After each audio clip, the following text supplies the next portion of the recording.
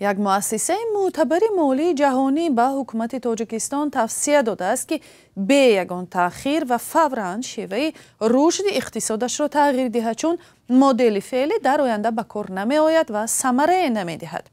بانک جهانی در گزارش تازه با نام اقلیم و رشد تاجیکستان گفته است مدل رشد اقتصادی که تا حال حکومت به کار می برد منابع طبیعی کشور را بسیار کم کرده نتوانسته است جایهای کاری مناسب آفرد.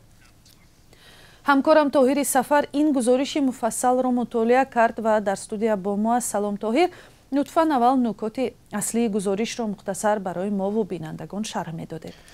سلام بیننده ارجمند. ولی خیرمان مؤلفان گزارش گفتند که اگرچه مدل فعلی رشد اقتصادی تاجیکستان تا کنون نتیجه داده است، ولی اکنون به حدی رسیده است که دیگر نمیتواند اقتصاد را به پیش حرکت دهد و زندگی مردم را بهتر کند.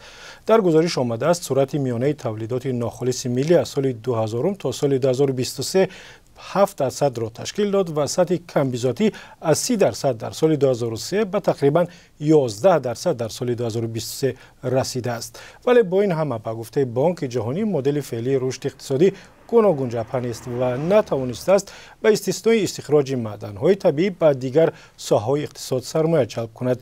نهادهای دولتی ضعیفند، بخش خصوصی درست انکشاف نیافته است و رشد اقتصاد تاجیکستان اساساً بر مصرف آیله‌های دستنگر مهاجران، عرصه کشاورزی و صنعت وابسته به استخراج معدن پایدار مانده است. با نظر داشتیم به گفته مؤلفان بانک جهانی مدل رشد اقتصادی تاجیکستان اکنون به حد نهایی خود رسیده است و اگر تغییر داده نشود سرعت افزایش تولیدات ناخالص ملی سالانه از 4.5 تا 4% سست می شود.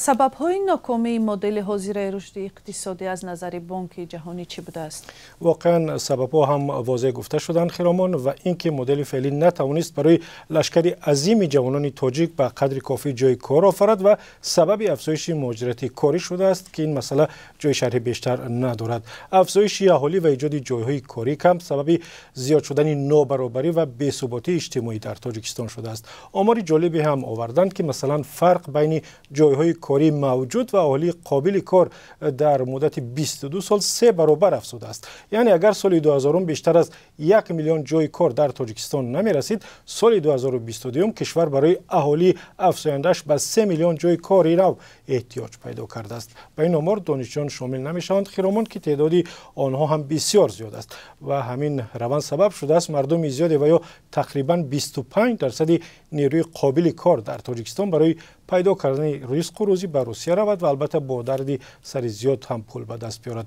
همین مهاجرت سبب شده است که کار صحرا در تاجیکستان فقط برای زنان ماند و ساحه کشاورزی تاجیکستان به قبل زنانه شود.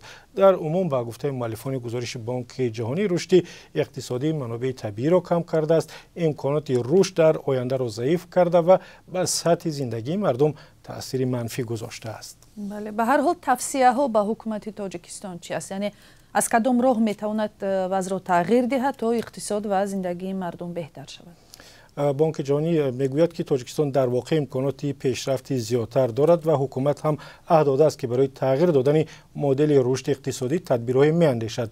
نیروگاه برق آبی راغون را یک وسیله مهم برای رشد آینده اقتصاد در تاجیکستان آمیده و گفتند که در صورت بهره برداری کامل از نیروگاه در سال 2034 اقتصاد تاجیکستان کاملا دیگرگون می شود، چون مردم به محدودیت نیروی برق می گیرند و تاجیکستان از حساب فروش نیروی برق اضافی درآمد زیاد به دست می آورد. اما توصیه ها همان است که سازمان های دیگر مالی در گذشته دادند، یعنی باز کردن اقتصادی تاجیکستان برای سرمایه گذاران، مدیریت درستی کارخانه های عظیم که قرض دارند و همیشه درباره آلوده بودن آنها بر رشوه‌خواری صحبت می شود و از بین بردن رقابت ناسالم بین شرکت ها، امتیازهای ناعادلانه دادن به بازیگران علاهیده از توصیه های دیگر است. بر علاوه این همه خیرامان بهتر کردن سیستم ضعیف معارف، ساحه تندرستی و حفظ اجتماعی مردم از توصیه های دیگر متخصصان بانک جهانی است که احوال این بخش ها به اکثریت معلوم است.